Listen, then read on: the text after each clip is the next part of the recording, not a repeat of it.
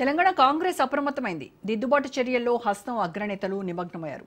అసంతృప్త ఎమ్మెల్యేలను బుజ్జగించే పనిలో పడ్డారు. నష్ట నివారణ చర్యలను చేపట్టిన కాంగ్రెస్ స్వయంగా టీపీసీసీ చీఫ్ మహేష్ గౌడ్ రంగంలోకి దిగారు. ఏ సమస్యలున్నా ఇంటర్నల్ గా చెప్పండి అంటూ ఎమ్మెల్యేలకు తెలిపారు మహేష్ గౌడ్. సమస్యలను పరిష్కరించే మార్గాన్ని అన్వేషిస్తానన్నారు. ఎవరు బహిరంగంగా వ్యాఖ్యలు చేయొద్దని సూచించారు. ప్రజా పాలనలో ఎమ్మెల్యేలకు గౌరవం దక్కుతుందని హామీ ఇచ్చారు మహేష్ గౌడ్.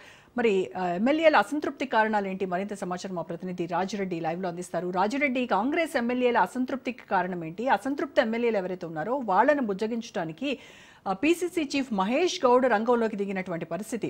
సో వాళ్ళని ఏ రకంగా బుజ్జగిస్తున్నారు, ఏ రకంగా పార్టీలోనే ఉండేలాగా ఎలాంటి విధి విధానాలు వాళ్ళకి చెప్తున్నారు? అండ్ మోరోవర్, వాళ్ళకి ఏదైనా సమస్యలు ఉంటే కనుక ఇంటర్నల్ గానే చర్చించుకుందాం, బహిరంగంగా వ్యాఖ్యలు చేయొద్దు అని సూచించడం వెనుక మెయిన్ రీజన్ ఏంటి?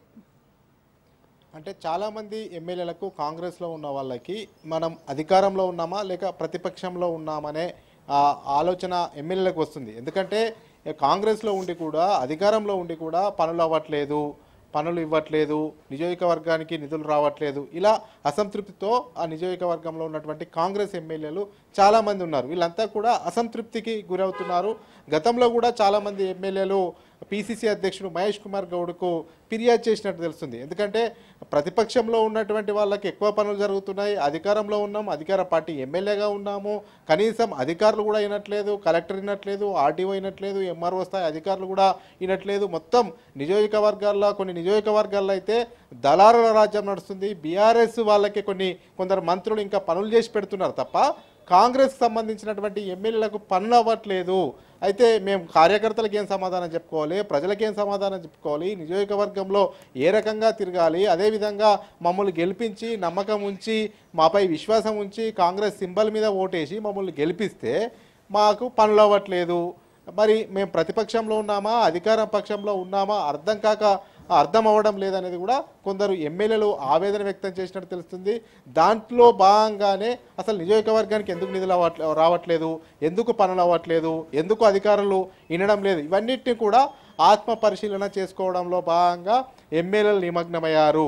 అందులో భాగంగా చాలామంది అసంతృప్త ఎమ్మెల్యేలు కూడా ఒకరికొకరు ఇట్లా నియోజకవర్గంలో ఈ రకం జరుగుతుంది, అధికారంలో ఉన్నా కానీ పనులు జరగట్లేదు, ఎవరు పట్టించుకోవట్లేదు, ఎవరు వినట్లేదు, ఎవరికి చెప్పుకుందామో అర్థం కావట్లేదు అనేది కూడా ఒక్కొక్కరు ఎమ్మెల్యేలు కూడా స్వయంగా కాంగ్రెస్ సంబంధించినటువంటి ఎమ్మెల్యేలు ఒక్క ఎమ్మెల్యే ఇంకో ఎమ్మెల్యేకు వాళ్ళ బాధను షేర్ చేసుకుంటున్నారు.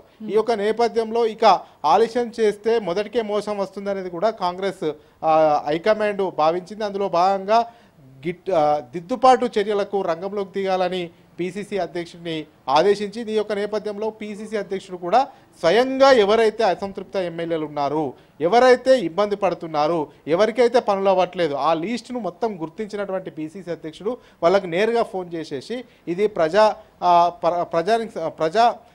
ప్రజాపాలన, ఇదంతా ప్రజలందరికీ సంబంధం ఉంటుంది, ఆ ప్రజాపాలనలో ఏ ఒక్క ఎమ్మెల్యేలకు కూడా తక్కువ చేయము, అందరినీ సమానంగా చూస్తాము, దట్టు కాంగ్రెస్ ఎమ్మెల్యేలు మీకేమైనా ఇబ్బందులు ఉంటే బాధలు ఉంటే నాకు చెప్పుకోండి, కానీ బహిరంగంగా మాట్లాడకండి, ఎక్కడ కూడా మీటింగులు కాకండి, సోషల్ మీడియాకు దొరకకండి, ఎందుకంటే దుష్ప్రచారం అవుతున్నాము, ఇదంతా కూడా ఆ పార్టీకి నష్టం జరుగుతుంది, ఇక నుండి ఏదైనా సమస్యలు ఉన్నా ఏమైనా ప్రాబ్లమ్స్ ఉన్నా కానీ నేరుగా నాకు చెప్పుకోండి అనేది కూడా పీసీసీ అధ్యక్షుడు ఎమ్మెల్యేలకు కాల్ చేస్తున్నట్టు తెలుస్తుంది. ఎందుకంటే ఇప్పుడు అప్రమత్తం చేయకపోతే మిగిలిన ఎమ్మెల్యేలు ఎవరైతే అసంతృప్తితో రగిలిపోతున్నారో బయటపడ్డ ఎమ్మెల్యేలు కాక బయటపడని ఎమ్మెల్యేలు కూడా అందరూ ఏకమైతే ఏకంగా ప్రభుత్వానికి సమస్య వచ్చే అవకాశం ఉంది, పార్టీ ఇబ్బందుల్లో పడే అవకాశం ఉంది.